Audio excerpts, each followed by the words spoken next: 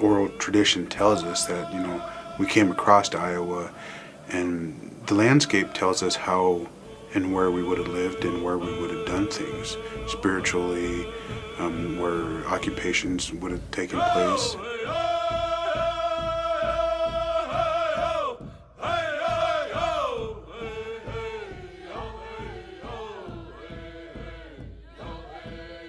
I believe our history, our life, our ancestors, and the hills, the animals, are out in the landscape.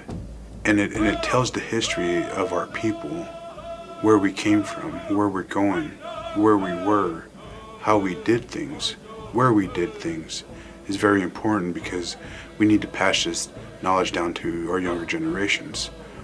Those things, I believe, are tied to our identity. Without our identity, do we exist? And knowing these traditional ways and knowing how we had a connectedness to the landscape and what Mother Earth provided for us and what she gives us each and every day is very precious.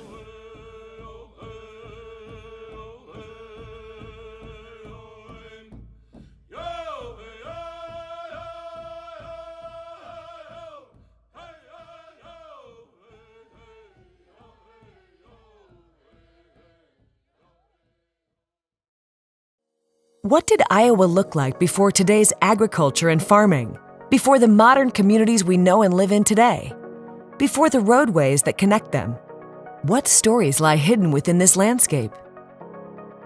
US 20 has long been a major highway connecting people, not only across the state of Iowa, but across the entire country. Through the course of improvements to this important highway, the Iowa Department of Transportation uncovered an unexpected and remarkable story of some of Iowa's Native American inhabitants and how they used Iowa's landscape before written records. Originally constructed in the mid-1950s, the recent expansion of US 20 was driven by the need to move goods and services, regional connectivity, current and future commuter needs, and pavement conditions. While other parts of US 20 were expanded from 2 to 4 lanes years ago, the final segment of improvements in Iowa was located within Woodbury, Ida, and Sac counties, which is also where our story begins. While planning for the US 20 reconstruction project, the Iowa DOT and the Federal Highway Administration considered a number of planning steps, like the National Historic Preservation Act of 1966, which requires federal agencies to consider impacts on historic properties, including archaeological sites. To comply, the project corridor was investigated to identify, document, and evaluate significant historic properties and archaeological sites. In this particular area, US 20 cuts through the Little Sioux River Valley. Not only is the valley scenic and beautiful with tall bluffs, low-lying prairies and woodlands, but it also flourishes with life, both flora and fauna. I think that the landforms around the Little Sioux River tell a story.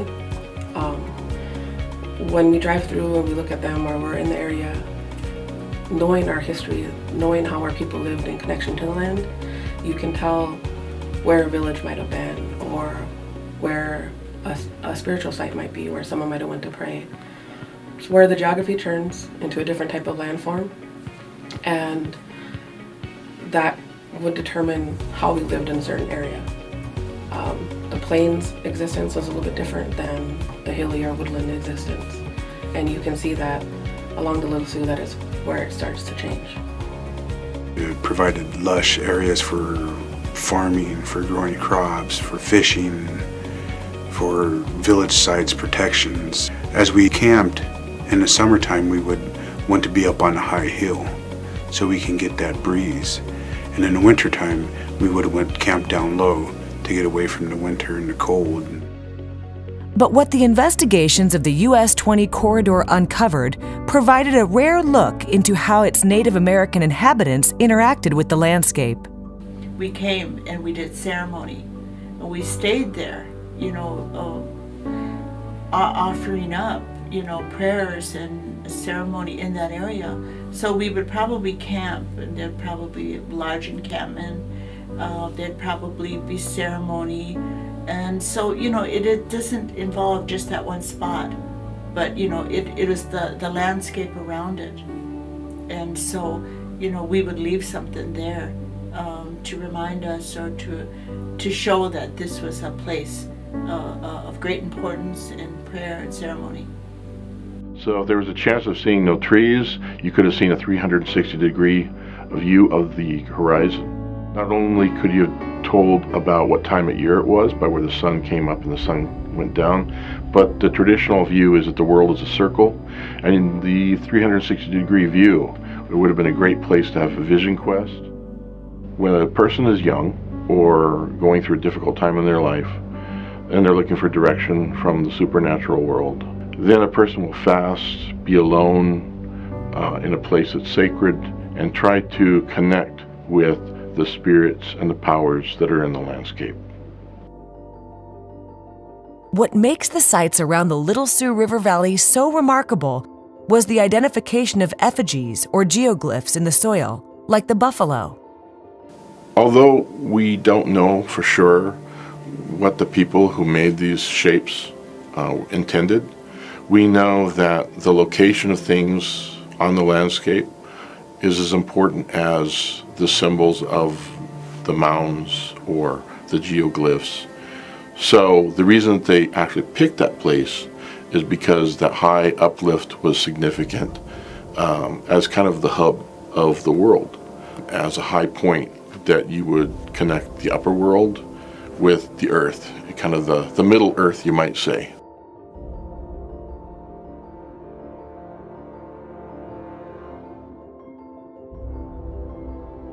In an attempt to understand a site's findings or material record, archaeologists oftentimes look to compare the material found to other sites in order to identify patterns of human activity and behavior.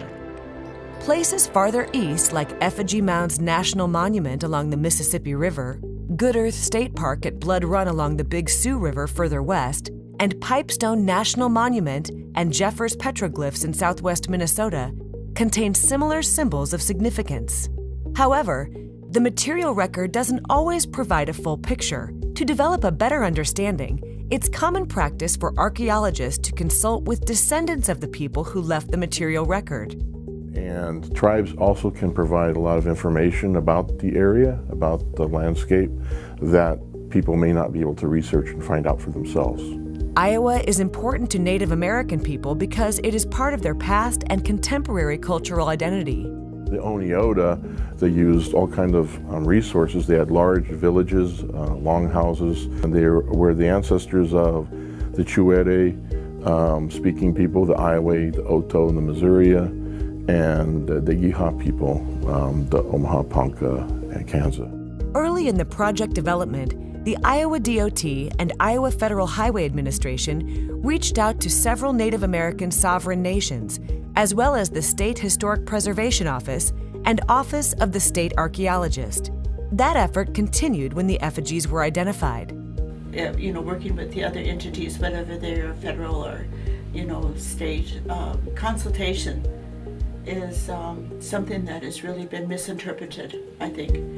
What Native people really view as good consultation is being at the table before a project gets started. Good consultation is giving respect to the tribal people, that they know a lot about the land and the cultural landscape, and something that I think maybe you can't learn in books.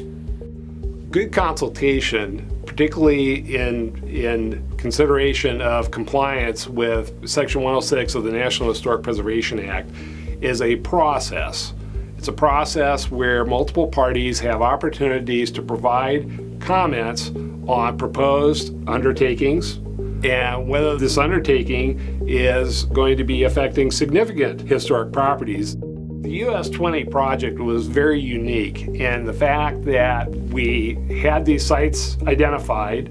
We thought they were occupation sites. Clearly, we were not dealing with what we had been typically seeing. So the consultation process with reaching back out to the tribes telling them, hey, we need your help. We're not sure what these things are that we're seeing here. And not just about, talking about the significance of what was there. What were these things that we were seeing in the ground? And that was a big, important piece of this puzzle, because only the tribes have some of that knowledge about what these things really probably were or are. We would view them as archaeology sites. They're not really archaeology sites to the tribes. They're still there. They're still there. They may have been forgotten about, but they're still there. They still are. And it's not something how we look at it, that these are places where people were doing things. These places still are. And that's one of the things that this project has really brought to light is looking at the landscape, not just looking at each site by site on a case-by-case basis, but looking at the landscape. What are these sites? What's the context of these sites on the landscape? Are they connected? And is that landscape itself, is that still intact, and is that important? What makes good consultation is coming together with an understanding, at least, of the basic history of Native people and how the consultation process came to be and why it's important to any Native community, any tribe, and that is not just something that's it's not just something that's part of a checklist to get a project done. That it has to do with our continued fight to preserve places that are important to us. Many Native Americans view the landscape as a living aspect of their culture, both in the past and the present. The importance of preserving Native American history is that it's not history, that it's an active part of who we are, who we were, that we don't have these groups of time that we separate things into and put it in the past, that everything is connected. Our existence, our belief system deals a lot with a circle. It's not a straight linear line of time, that who we are today directly connects to who our ancestors were. And our ancestors and who we are is connected to the land. Preservation of that history and connecting it to today is important. There are so many believe that the archaeological sites that we're looking at and the cultures that we're studying are gone, dead and gone, but they're not, and they're very much alive and well, and a lot of these areas in Iowa especially still have great significance to communities today. This consultation process became invaluable when excavations uncovered unique, one-of-a-kind findings which had never before been identified in Iowa. Tribal officials lent their perspective with an understanding and emphasis on the importance of one's landscape. When things are discovered or rediscovered during consultation and projects, like along the Little River, it is actually for us sometimes more of a rediscovery. Because of our history with the government and how things happen, some of these places we haven't been able to return to, we haven't been able to continue to use, and it might not be something that's readily available in the oral stories and the minds of our people. But once we're able to go to those places again, we reconnect. That these are places that it's not just a place or it's not just a thing, that there's a presence, there's a power, there's like its own living thing. And when we're able to go back there, we make that reconnection to a place that is still sacred to us. And that's why it's so important to preserve them, because it's not something that you can just pick up and take and put in a museum and keep under special lighting at room temperature or whatever. That is something that's important to that specific location. And once it's destroyed or once it's moved, it's no longer what it was. Oral tradition tells me that we took and done things in the landscape, the image of a buffalo. The buffalo was our Walmart, if you will. It provided everything for us: subsistence, food, clothing, shelter. So those things were placed in a landscape and prayed over for a good hunt, for the scouts to go out and find the buffalo so we can provide for our people. So these types of things were done in a landscape, and usually on a high surface or a high hill, because when we did these things, it also put us in closer to the Creator. Having representatives from Native American tribes on site for excavations helped to identify features as they were excavated. But how did they get there? How were they made? Was there a process? The spiritual things that we did in the landscape appear to be in the area of this specific project on Highway 20. They're known as intaglio or washabes or geoglyphs. I don't think these were created in a day or even a week. To describe the process is we dug a trench, and it was a V-shaped trench, and that trench was anywhere from the ground surface to 12 to 18 inches deep.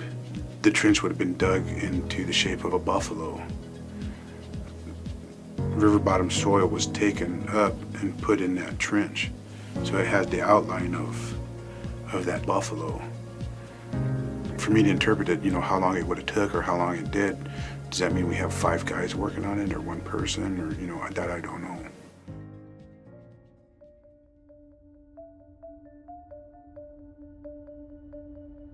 As the history began to unfold, it was quickly recognized that finding an appropriate balance was needed, not only to share these insights about prehistoric Native American life in Iowa, but to also protect and preserve important cultural resources and still deliver improvements to the transportation system.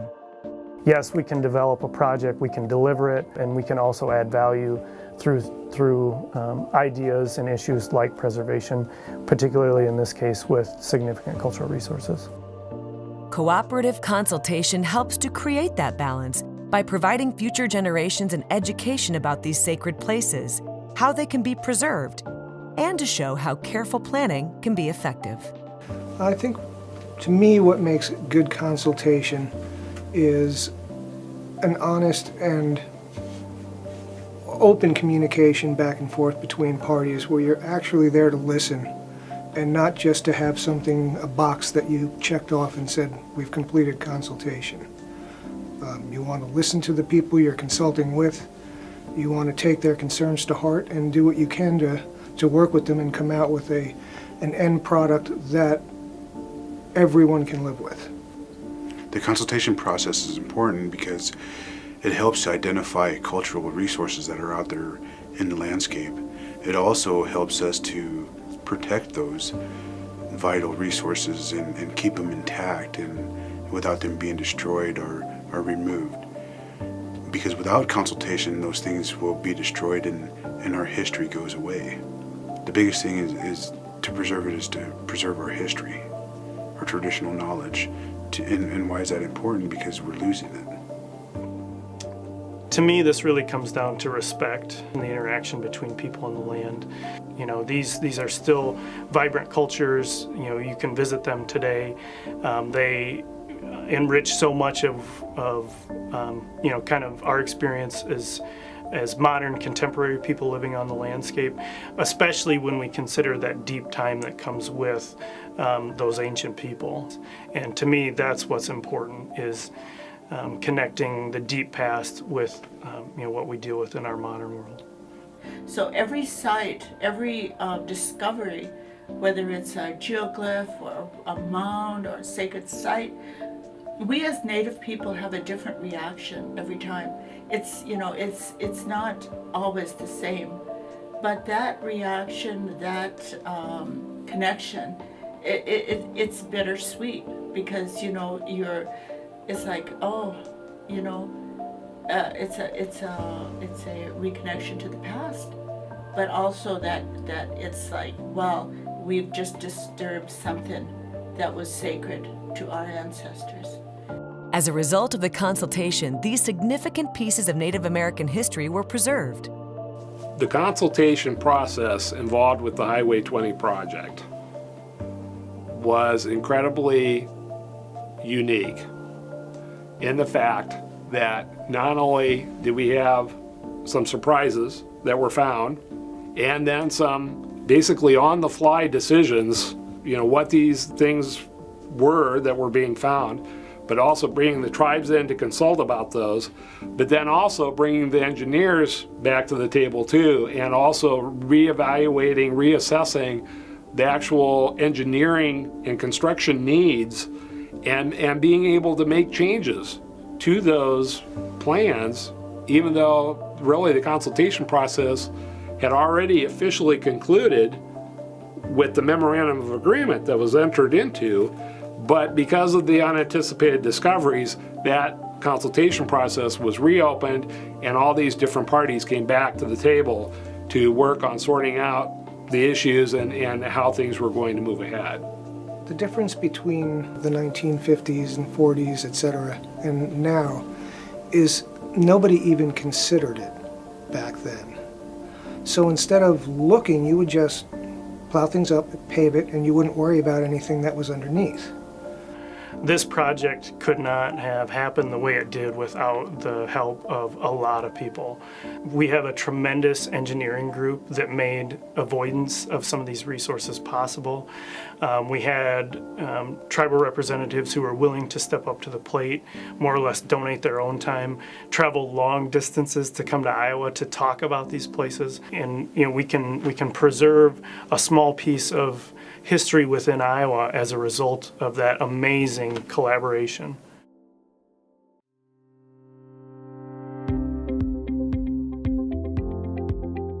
The highway design team worked to avoid a number of sensitive archaeological sites, and evaluations were conducted for National Register significance.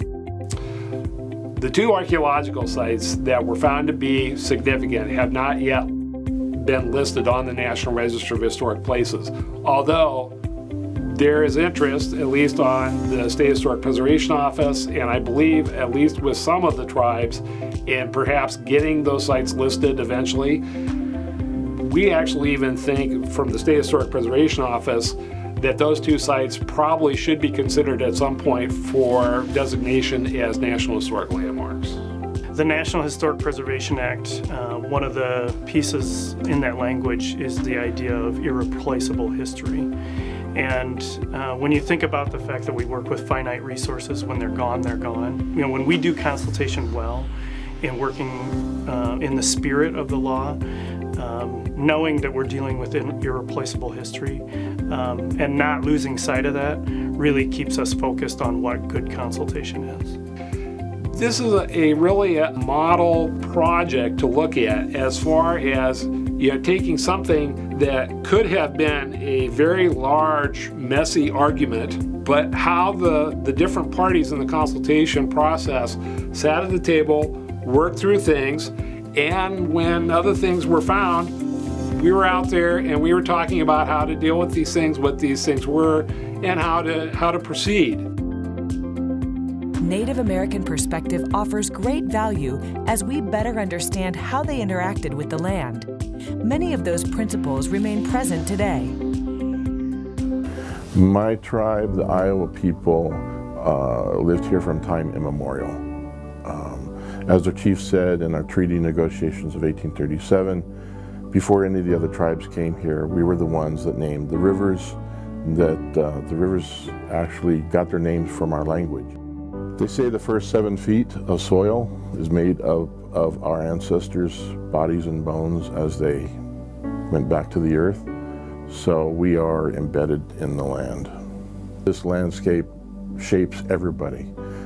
We are all sprouts from the land. In a sense, we're all Native American if you're born here. And over time, over thousands of years, you too will become part of the landscape.